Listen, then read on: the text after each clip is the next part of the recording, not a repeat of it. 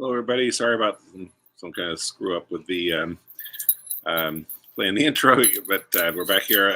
Welcome back to the Wheel of Shakespeare Challenge, the final round of August. I realized I said that prematurely last week, not realizing there was a fifth Saturday in this month. So this is the final round of August of the Wheel of Shakespeare Challenge. I'm here with Sheila, John, and Maggie to do impromptu performances of the works of Shakespeare for you guys, chosen by the Wheel of Shakespeare. Based on our randomly chosen order, Sheila is going to be our first performer today. Let's bring the wheel up and see what the wheel is going to assign to Sheila to perform for you guys today. Sheila is going to do...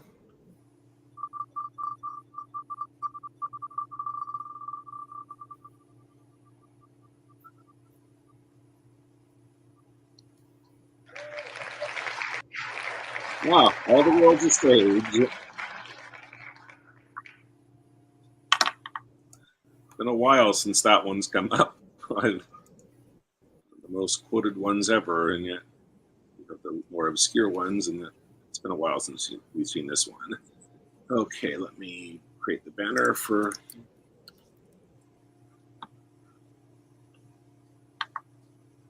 And then...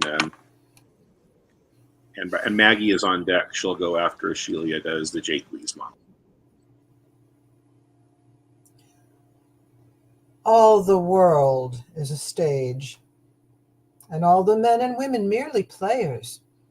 They have their exits and their entrances, and one man in his time plays many parts, his acts being 7 ages.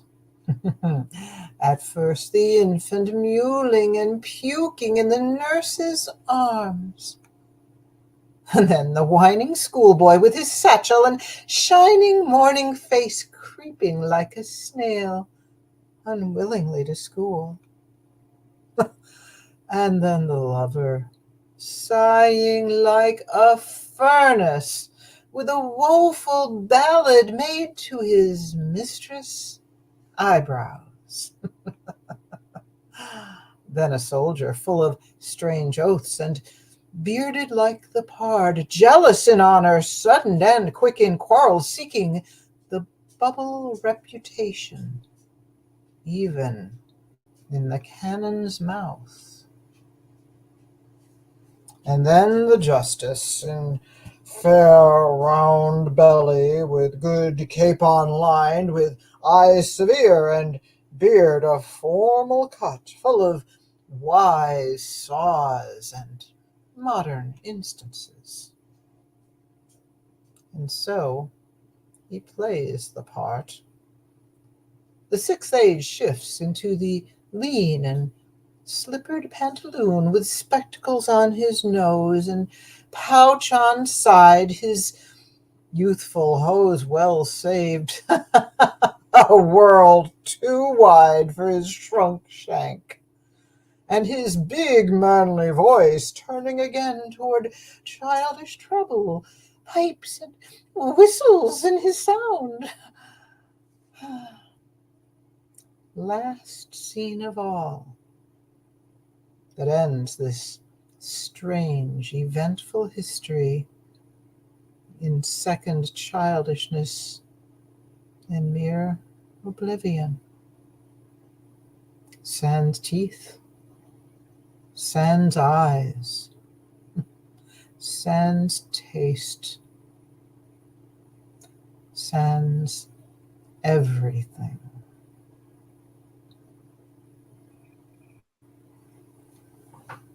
Yeah. We did it. So often done. That's one of those ones that just never gets old. Okay, and Maggie, it's your turn, and I saw she was having some technical difficulties. I hope she's back with us and is able to perform. I am here. You get to see all my background, but here we are. I was able to get on my big computer. Perfectly all right to see the background. Okay, spinning for Maggie, and John is on deck. He'll go after Maggie does...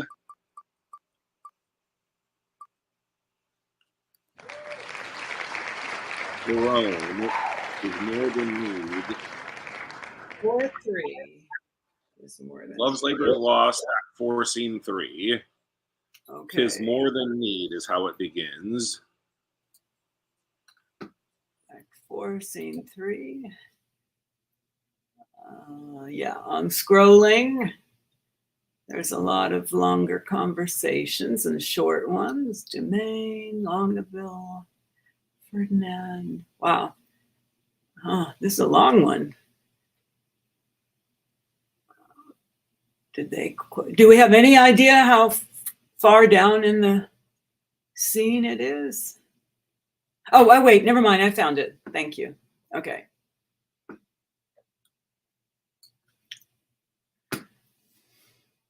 "'Tis more than need. Have at you then, affection's men at arms. Consider what you first did swear unto, to fast, to study, and to see no woman. Flat treason against the kingly state of youth. Say, can you fast? Your stomachs are too young, and abstinence engenders maladies. And where that you have vowed to study, lords, in that each of you have forsworn his book, can you still dream and pore and thereon look? For when would you, my lord, or you, have found the ground of study's excellence without the beauty of a woman's face? From women's eyes this doctrine I derive. They are the ground, the books, the academes from whence doth spring the true Promethean fire. Why, universal plodding poisons up the nimble spirits in the arteries, as motion and long-during action tires the sinewy vigor of the traveler. Now, for not looking on a woman's face, you have in that forsworn the use of eyes, and study too, the causer of your vow. For where is any author in the world teaches such beauty as a woman's eyes? Learning is but an adjunct to ourself, and where we are, our learning likewise is. Then, when ourselves we see in ladies' eyes, do we not likewise see our learning there? Oh, we have made a vow to study, lords, and in that vow we have forsworn our books. For when would you, my liege, or you in leaden contemplation have found out such fiery numbers as the prompting eyes of beauty's tutors have enriched you with? Other slow arts entirely keep the brain, and therefore, finding barren practicers, scarce show a harvest of their heavy toll. But love, first learned in a lady's eyes, lives not alone immured in the brain, but with the motion of all elements, courses as swift as thought in every power, gives to every power a double power above their functions and their offices. It adds a precious seeing to the eye. A lover's eyes will gaze an eagle blind. A lover's ear will hear the lowest sound when the suspicious head of theft is stopped. Love's feeling is more soft and sensible than are the tender horns of cockled snails. Love's tongue proves dainty Bacchus, gross in taste. For valor, is not love a Hercules still climbing trees in the Hesperides? Subtle as Sphinx, as sweet and musical as bright Apollo's lute strung with his hair. And when love speaks, the voice of all the gods makes heaven drowsy with the harmony. Never durst poet touch a pen to write until his ink were tempered with love's sighs. Oh, and then his lines would ravish a savage ears and plant in tyrants mild humility. From women's eyes, this doctrine I derive. They sparkle still the right Promethean fire. They are the books, the arts, the academes that show, contain, and nourish all the world. Else none at all in aught proves excellent. Then fools you were, these women, to forswear, or keeping what is sworn, you will prove fools. For wisdom's sake, a word that all men love, or for love's sake, a word that loves all men, or for men's sake, the authors of these women, or women's sake, by whom we men are men, let us once lose our oaths to find ourselves, or else we lose ourselves to keep our oaths. It is religion to be thus forsworn, for charity itself fulfills the law, and who can sever love from charity? Thank you. Okay, thank you, Maggie. So John, you're up, and then myself. Okay, John's monologue is going to be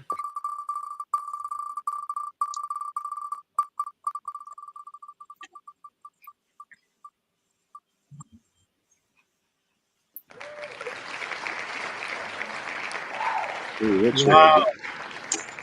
Edward will use women honorably. This is soon to be King Richard, but it's just Richard, Duke of Gloucester here.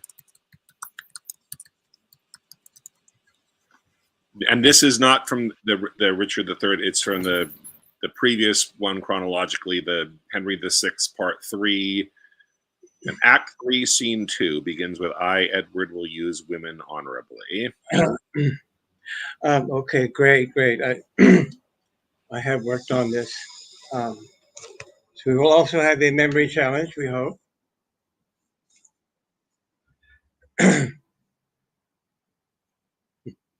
I, Edward, will use women honorably. Would he were wasted marrow, bones, and all, that from his loins no hope or branch may spring to cross me from the golden time I look for. And yet, between my soul's desire and me, the lustful Edward's title buried, is Clarence Henry and his young son Edward, and all the unlooked for issue of their bodies to take their rooms ere I can place myself.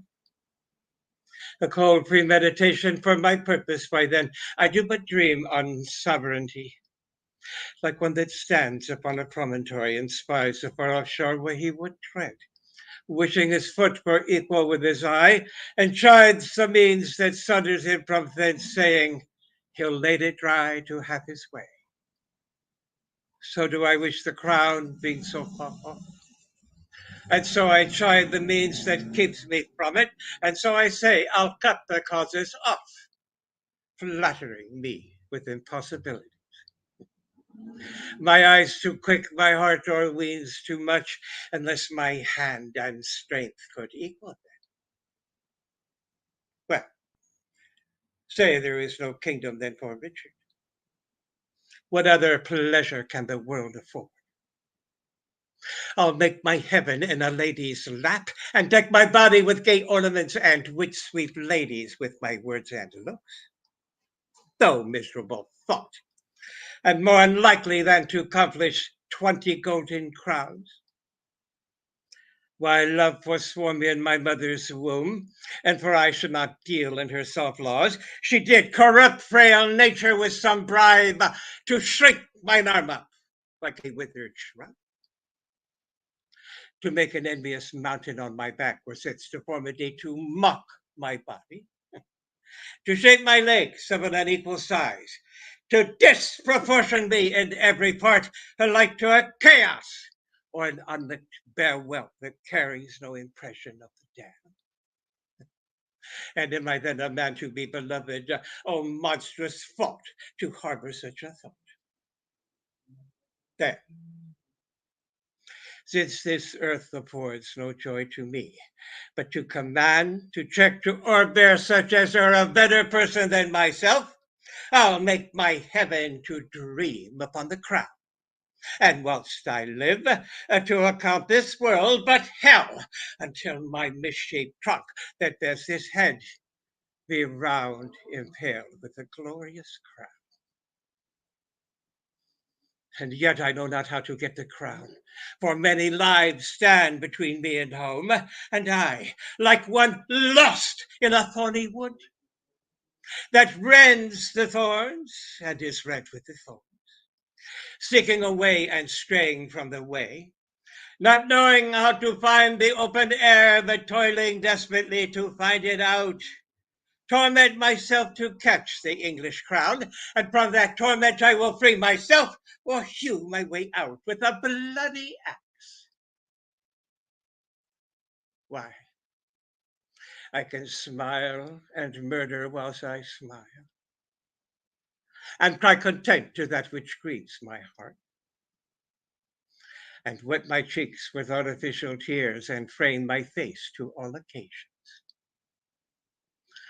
I'll turn more sailors than the mermaid shall. I'll slay more gazers than the basilisk. I'll play the orator as well as Nestor, deceive more slyly than Ulysses could, and like a Sinon, take another Troy. I can add colors to the chameleon, change shapes with Proteus for advantages, and set the murderous Machiel to school. Can I do this? And cannot get a crown? Tut, were it further off, I'd pluck it down.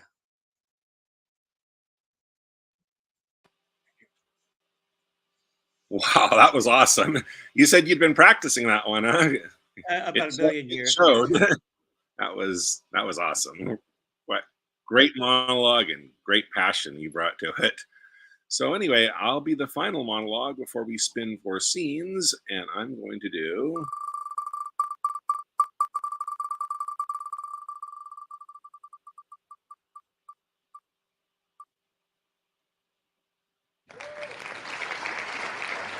Queen Catherine of Aragon.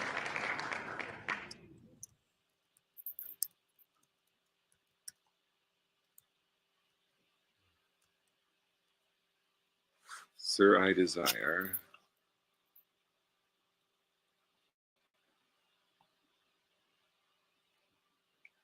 Oh, I see Bill just joined us. That's good. So we'll,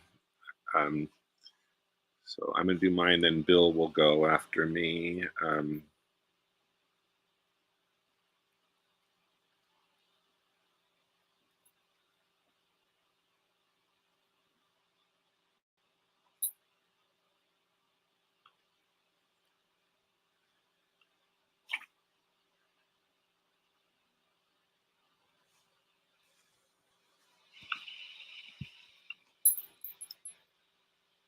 Sir, I desire you, do me right and justice, and to bestow your pity on me, for I am a most poor woman and a stranger, born out of your dominions, having here no judge indifferent, nor no more assurance of equal friendship and proceeding.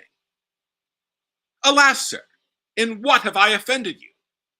What cause hath my behavior given to your displeasure, that thus you should proceed to put me off, and take your good grace from me? Heaven witness, I have been to you a true and humble wife, and at times to your will comfortable, ever in fear to kindle your dislike, yea, subject to your countenance, glad or sorrow, as I saw it inclined. When was the hour I ever contradicted your desire, or made it not mine too? Or which of your friends have I not strove to love, although I knew he were mine enemy? What friend of mine, that had to him derived your anger, did I continue in my liking? Nay, gave notice he was from thence discharged.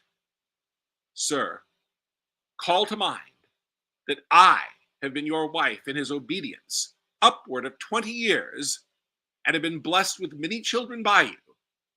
If in the course and process of this time you can report, and prove it too against mine honor or aught, my bond to wedlock, or my love and duty, against your sacred person, in God's name turn me away, and let the foulest contempt shut door upon me, and so give me up to the sharpest kind of justice. Please you, sir, the king your father was reputed for a prince most prudent, of an excellent and unmatched wit and judgment. Ferdinand, my father, King of Spain, was reckoned one the wisest prince that there had reigned by many a year before. It is not to be questioned that they had gathered wise counsel to them of every realm that did debate this business, who deemed our marriage lawful. Wherefore I humbly beseech you, sir, to spare me, till I may be by my friends in Spain advised, whose counsel I will implore. If not, in the name of God, your pleasure be fulfilled.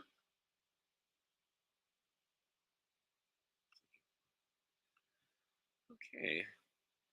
Thank you. Okay, so I'm glad Bill was able to join us. So before we spin for scenes, we'll get to see him with a monologue as well.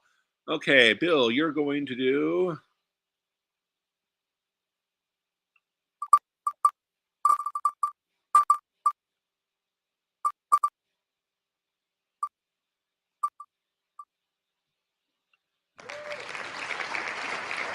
Hotspur. By these I did minor prisoners.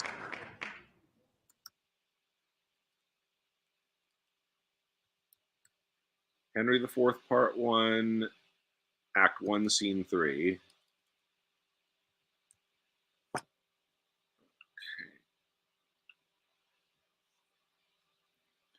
So whenever, and you're muted, Bill, so make sure you unmute yourself before you start. And whenever you're ready. My liege, I did deny no prisoners, but I remember when the fight was done, when I was dry with rage and extreme toil, breathless and faint, leaning upon my sword, came there a certain lord, neat and trimly dressed, fresh as a bridegroom, and his chin new reaped showed like a stubble land at harvest home. He was perfumed like a milliner, and twixt his finger and his thumb he held a pouncet box, which ever and anon he gave his nose and took away again. Oh, therewith angry, and when it next came there, took it in snuff. And still he smiled and talked, and as the soldiers bore dead bodies by, he called them untaught knaves, unmannerly, to bring a slovenly, unhandsome course betwixt the wind and his nobility. With many holiday and lady terms, he questioned me, amongst the rest demanded my prisoners in your majesty's behalf.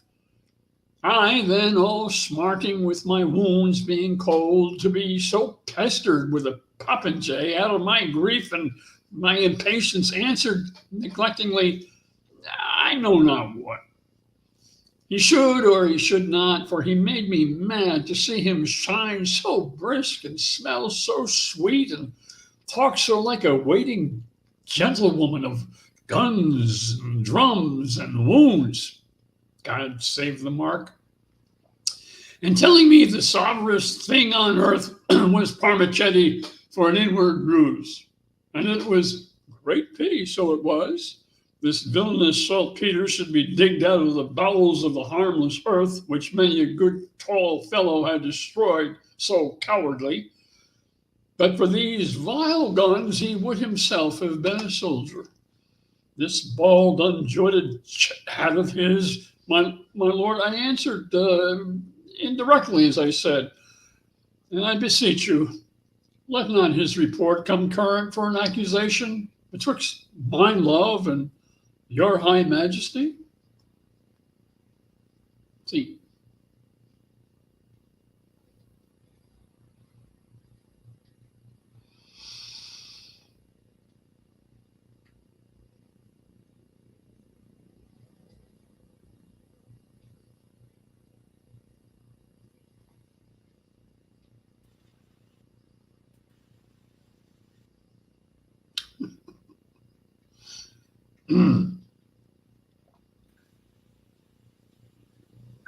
Great. I'm sorry about the technical issues I keep having. The computer completely froze, but hope everybody still got Bill's good performance there. Okay, so for the five of us, we need rolls, scenes. Let's spin for those now.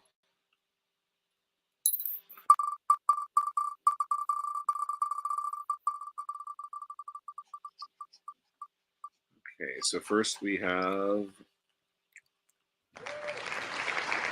two gentlemen, Julia and Lucetta.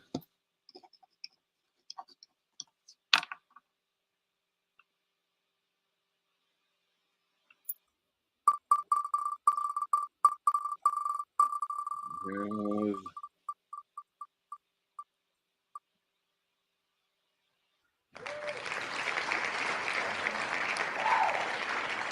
Antony and Cleopatra, Venus and Pompey.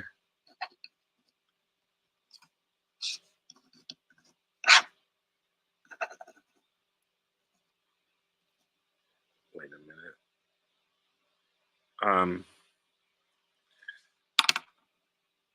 This is the I should take this out because this is the one where I had to cut all the people out. I printed it out. I didn't give that to people. What I'm gonna do is I think what I agreed I was gonna do is whenever that came up on the wheel again, the Venus and Pompey scene that I had to edit so much. I have a Word file for it. I would just say, okay, remind me next week. That one has already been spun. That will be one of the choices, and I will in advance give everybody the Word file where I've edited that copy down, so you have your copy of that. So I'll try to remember that. So that spin will be good for next week. But let's spin another one for right now.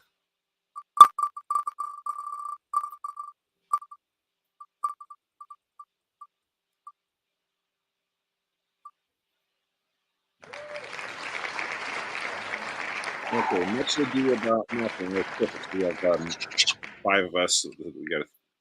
So much ado. Act 3, Scene 5. Leonato, Dogberry, and Vergis, and there's also a messenger. We'll just cut his part out. Act 3, Scene 5. So those are the 5 roles. And remember what I said. I spun that one about Venus and Pompey plotting to assassinate the triumvirs on his trireme. When I send you the links next week, I'll try to remember to give you the copy of that, because that will be one that will be a scene for next round. Okay, but the 5 roles for this are Julia, Lucetta in Two Gentlemen, Leonato, Dogberry, and Vergis in Much Ado About Nothing, Act 3, Scene 5. Let's see, Sheila gets the first choice. Dogberry. I love Dogberry. Oh, yeah.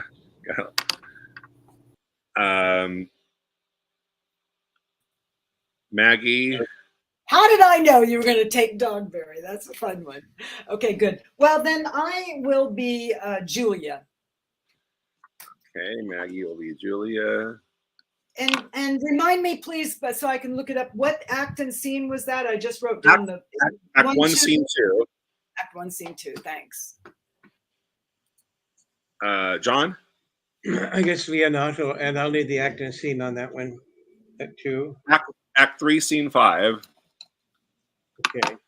Okay, and then I'll take Vergis, and then that leaves Bill to be Lucetta.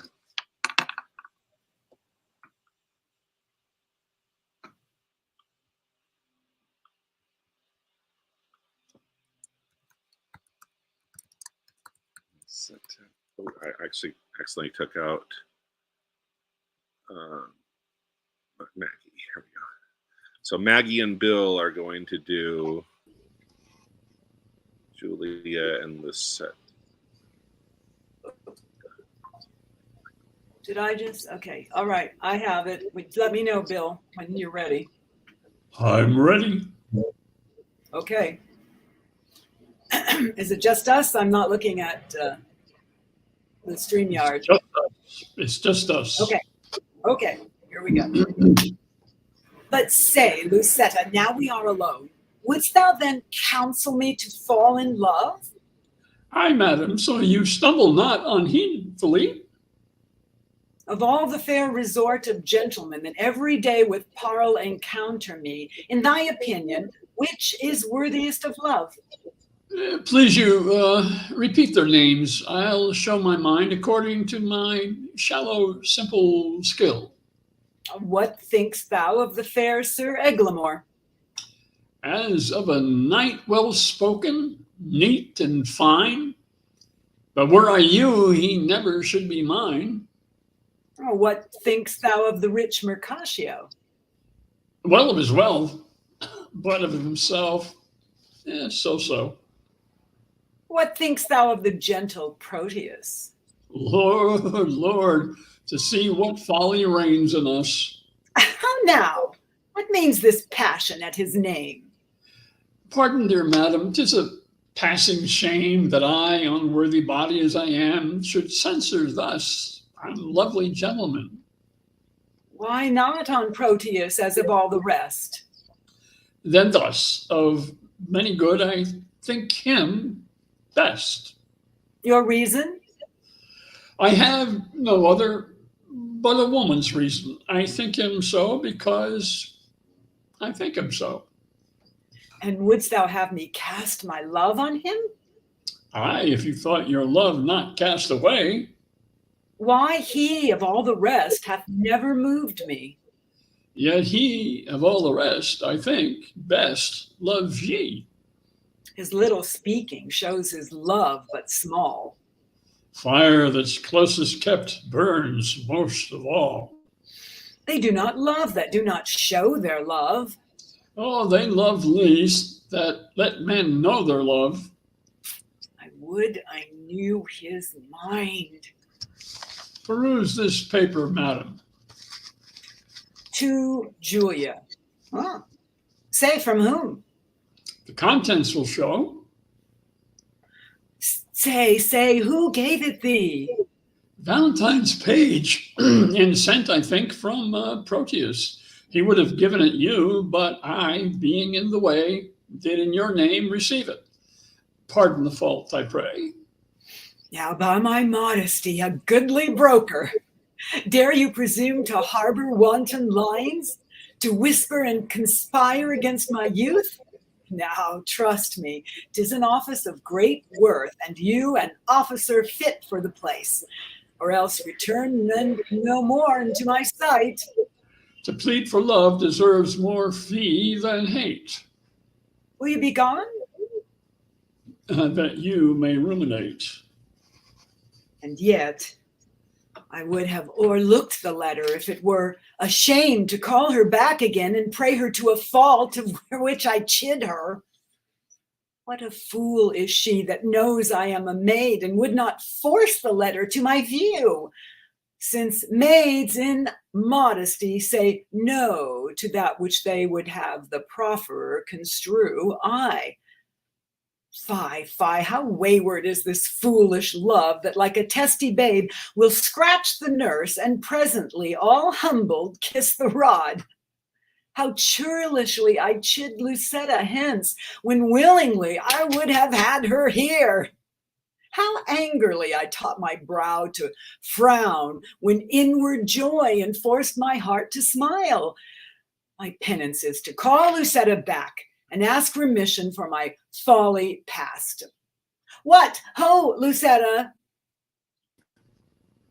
What would your ladyship? I would it were that you might kill your stomach on your meat and not upon your maid. Oh, I'm sorry. I said the wrong one. Is it your dinner time? I would it were that you might kill your stomach on your meat and not upon your maid. What is that you look up so gingerly?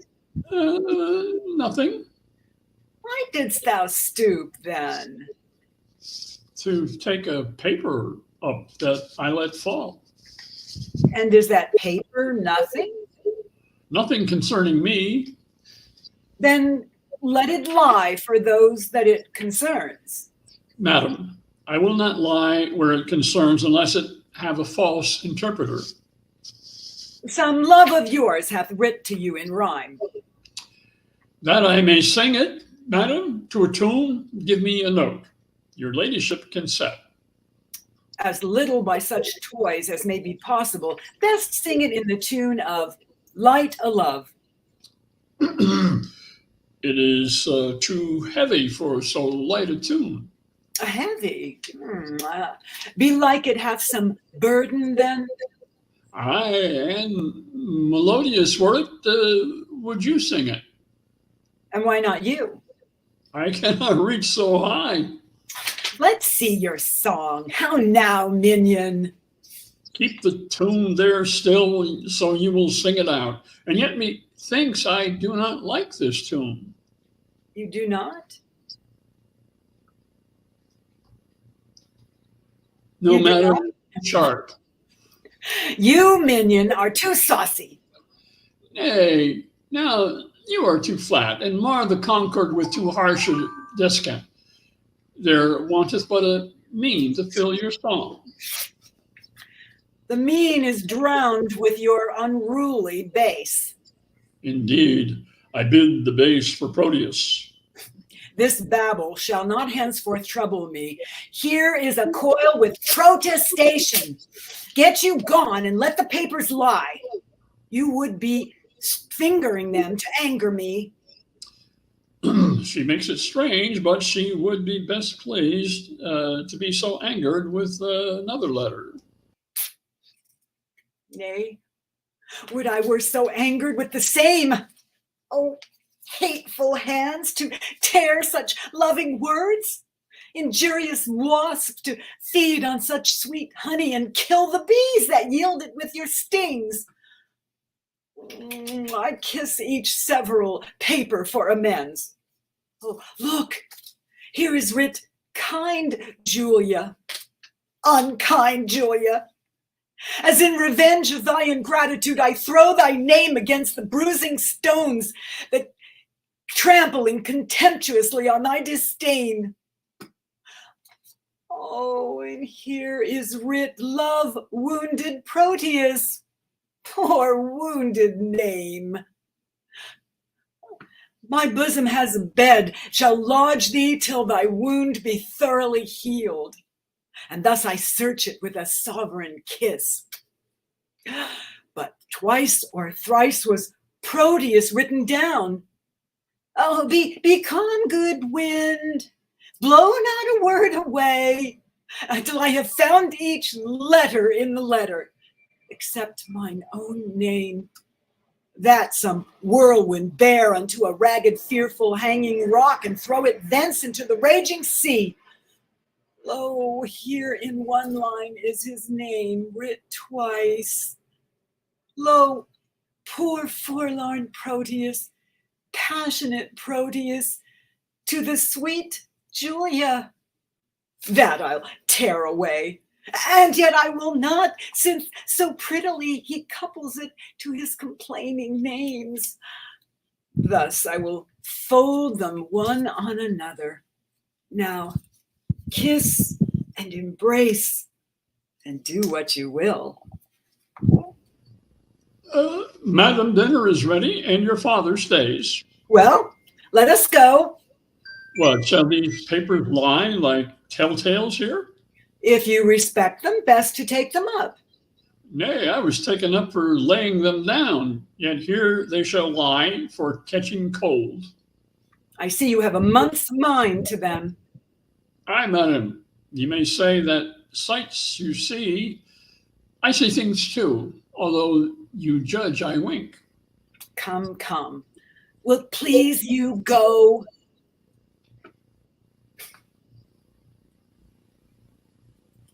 Okay, thanks, you two. That was great. Okay, we have our Much Ado About Nothing scene, and then Eleanor just joined us, so we'll do that scene, and then we'll come back. We'll spin to let her do a monologue before we call it a day. See, we have Leonato, Dogberry, and Burgess. So,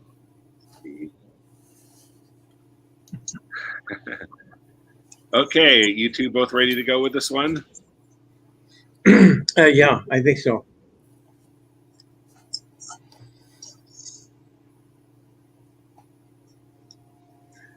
Everybody else ready?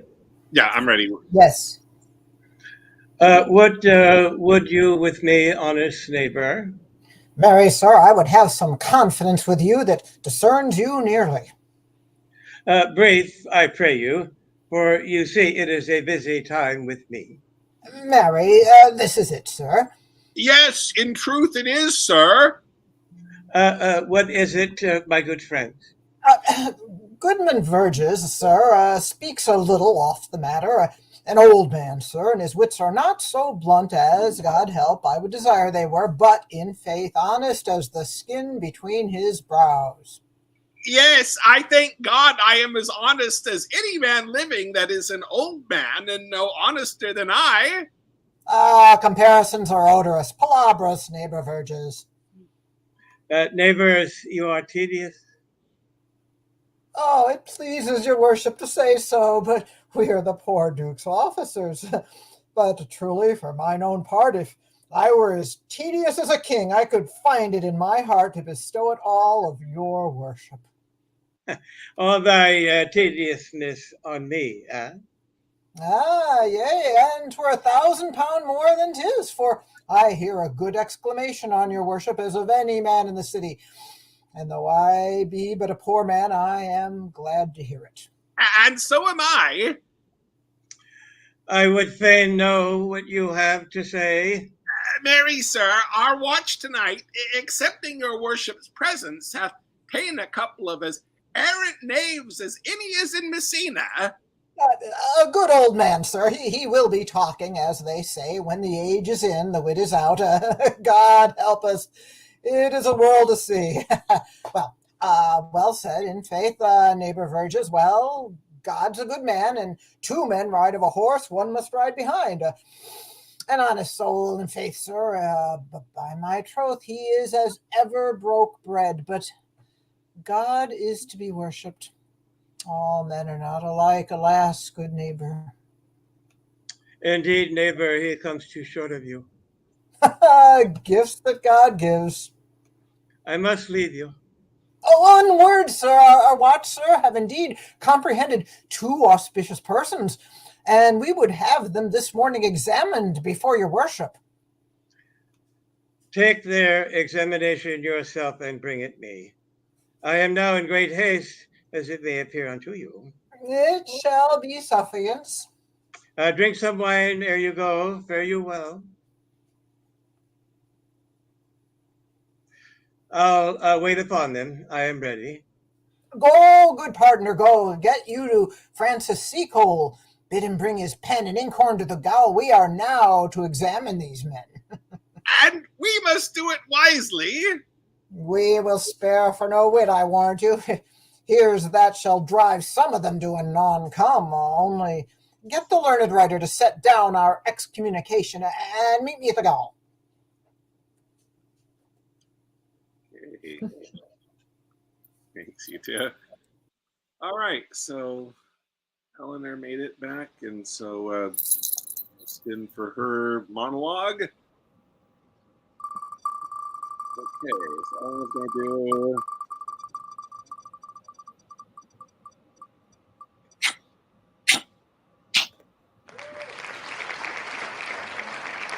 Chorus.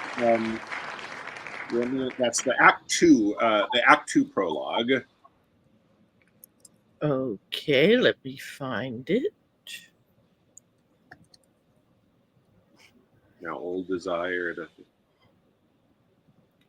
Okay, I believe I've. So whenever you're ready.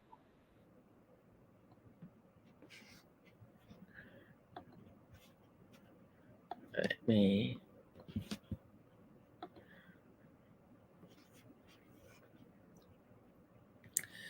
Now old Desire doth in his deathbed lie, and young Affection gapes to be his heir. That fair for which Love groaned for and would die, with tender Juliet matched, is now not fair. Now Romeo is beloved and loves again, alike betwixt by the charm of looks, but to his foe supposed he must complain, and she still loves sweet bait from fearful hooks.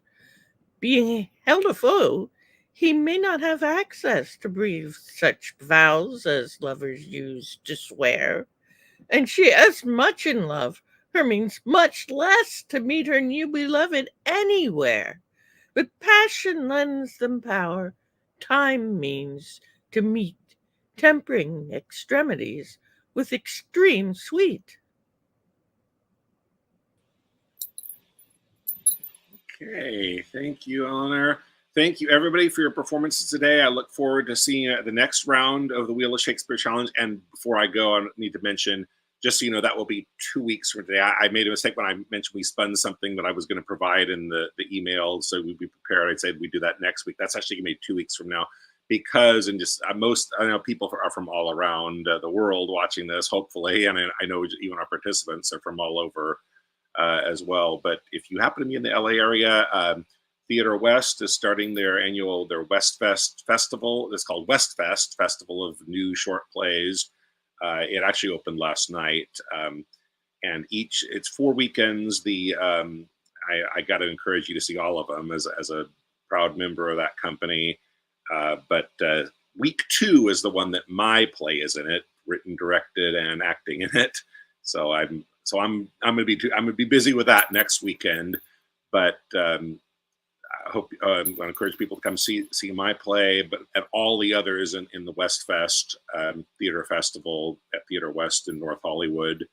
But we did open with I was there as an usher helping out. A lot of good plays in the week 1 performance that continues tonight and the matinee tomorrow. So, but that's why I won't be here next week, and I want to just put in the pitch for people to check out West Fest at Theater West in North Hollywood.